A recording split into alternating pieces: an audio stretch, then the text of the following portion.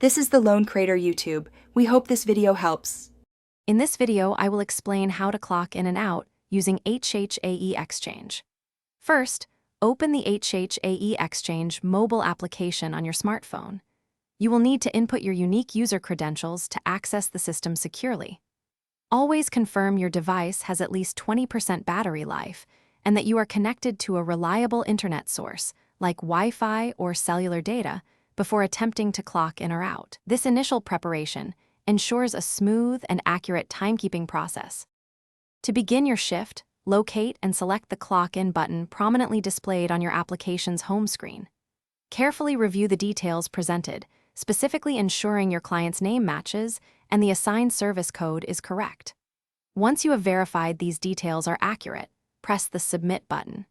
You will then receive an immediate confirmation message, which signifies a successful clock-in and the official start of your work period. When your shift concludes, reopen the HHAeXchange application and choose the Clock Out feature. Take a moment to review your recorded shift duration, ensuring it accurately reflects the time you spent with your client.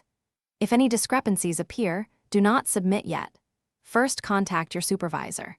Before final submission, some services may require you to add brief notes or complete specific documentation directly within the application, ensuring all client care details are thoroughly captured. Encountering issues can be frustrating, but solutions are often simple. If you lack an internet connection, immediately record your clock-in and clock-out times on paper, then inform your supervisor as soon as connectivity is restored. For app performance problems, try clearing your HHAeXchange application's cache in your phone settings. Always double-check that your smartphone's location services are turned on for the app. This is crucial for verifying your presence at the client's location, ensuring proper payroll processing. Thanks for watching.